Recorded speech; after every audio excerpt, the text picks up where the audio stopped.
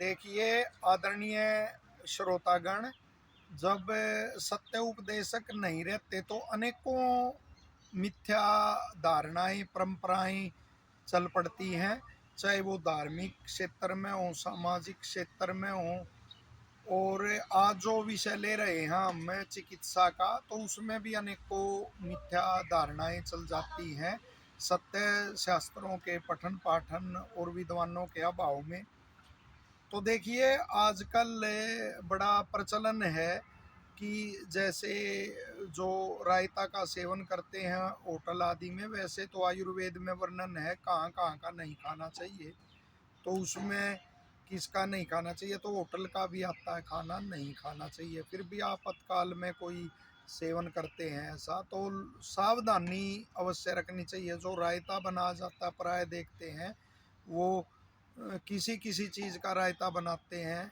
आयुर्वेद के विद्वान प्राचीन वैद्य बताते हैं कि दही के साथ ककड़ी खीरा आदि इसका सेवन करोगे आप तो गठिया हो जाएगा, वात रक्त। तो सब बहुत सारे पीड़ित हैं इससे। और नक्तम दधीन भुंजीत के रात को दही मत खाओ। और बड़े गर्व से बताते हैं कि हमारा बच्चा तो हमारा, ये हमारा भाई, हमारा बच्चा फला, वो तो रात को भी दही खाता है। ऐसे कई तो गर्व से बताते हैं। तो उससे रक्त के विकार अवश्य होंगे, बच ही नहीं सकते। तो ऐसी अनेकों मिथ्या धारणाएं हैं, क्या क्या उस पर वर्णन किया जाए। तो आज का जो हम विषय ले रहे हैं वह है, अनेकों से हम सुनते हैं, मैंने भी सुना है कि मेरे को वेट घटाना है तो मैं शहद को गर्म पानी में ले रहा हूँ, या अनेकों बताते भी हैं कि शहद को गर्म पानी से लो। तो बिल्कुल बिल्कुल ही विपरीत है। आयुर्वेद के सत्य ग्रंथ कहते हैं कि शहद का जो उष्ण द्रव्य है उनके साथ इसका विरोध है। उष्ण वस्तु के साथ इसे नहीं खाना चाहिए। उष्ण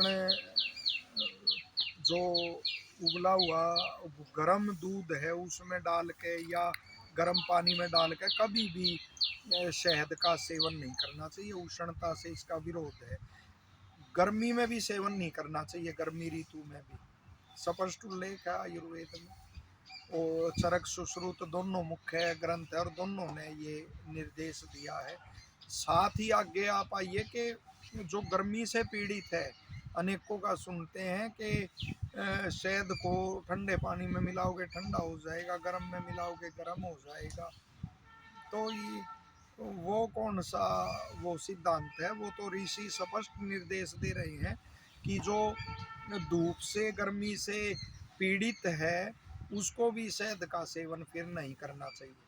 तो आप ये अवश्य ध्यान रखो। और वास्तव में मोटापा घटाने के लिए जो पानी है, ताज़ा पानी है, उसमें शहद डाल के सेवन किया जाए, उससे बढ़िया उपाय और कोई नहीं है। लेकिन उष्ण जल में इसका सेवन नहीं करना चाहिए। कहाँ से यह मिथ्या धारणा चल गई उस पे भी मैंने थोड़ा विचार और वो किया और अध्ययन करते रहते हैं।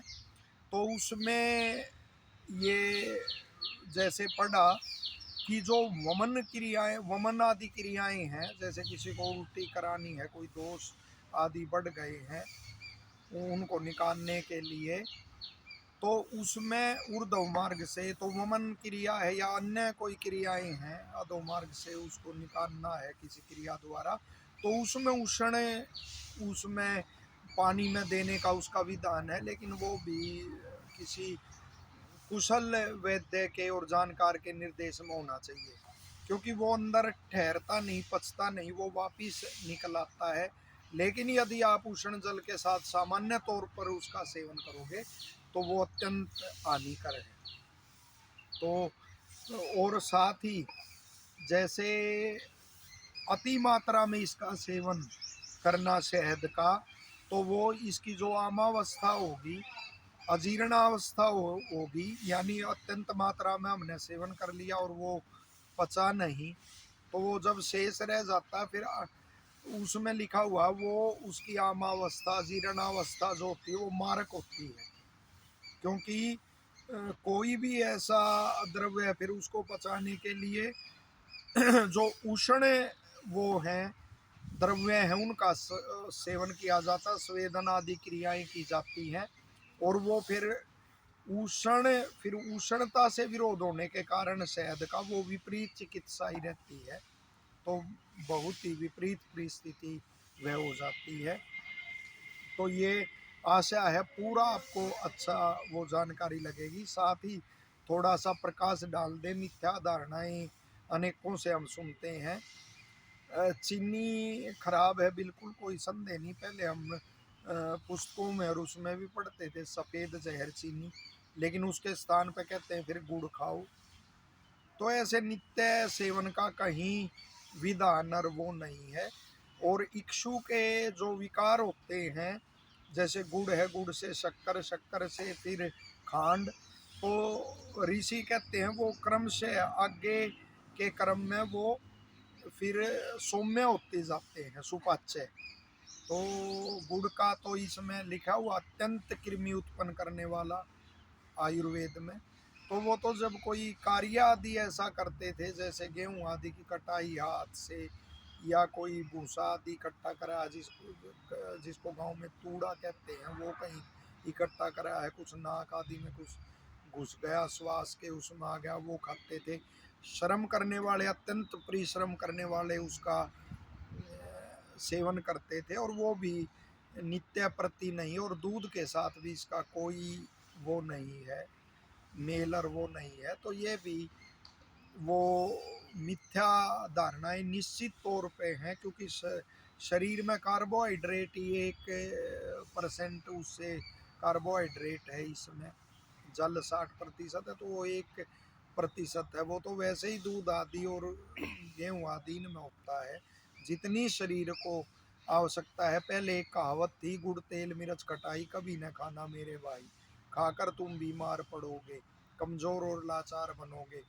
दूध मक्खन मलाई जिसने उड़ाई, उसने सेहत खूब बनाई।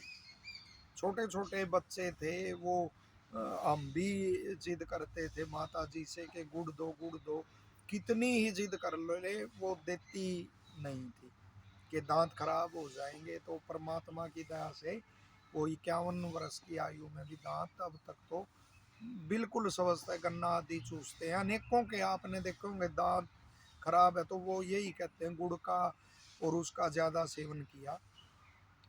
हम ये नहीं कहते बिल्कुल सेवन ना करो, लेकिन नित्य प्रति सेवनीय यह नहीं है कि हम वो नहीं खा रहे तो ये हर रोज इस रूप में खाएंगे। और तेल का भी उल्लेख यहाँ आया। आजकल मैं यह भी देखता हूँ अनेकों तेल में छोंक लगा रहे हैं। तो मेरे भाइयों, ऋषियों ने नित्य सेवनीय नहीं लिखा। अब पिताजी ने, पूज्य पिताजी आयुर्वेद के जो महाविद्वान हैं, उन्होंने डॉक्टर त्यागी हेल्थ शो के माध्यम से उनकी एक वीडियो शेयर हुई थी, उन्होंने घी खाना वो लिखा, तो वो बताया उन्होंने। तो कुछ भाइयों की मैंने टिप्पणी देखी कि पहले तो काम बहुत करते थे, पच जाता था, अरे थोड़ा खा लो।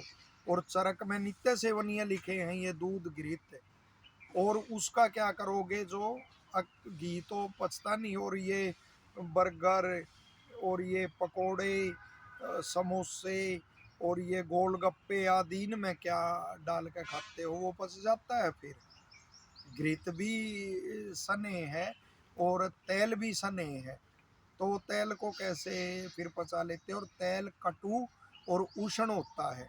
अनेकों मैंने देखे कि पेट में विकार है, दर्द है, बच्चों में दर्द है, तो तेल का छोंक जब हमने छुड़वाया और घी का वो लगवाया, और धीरे धीरे उसकी आदत छुड़वाई और घी का वो लगाने लगे, तो उसी से वो पेट का दर्द ठीक हो गया। पहले गांव में कहावत थी कि घी के दर्शन भले खाया भला न तेल।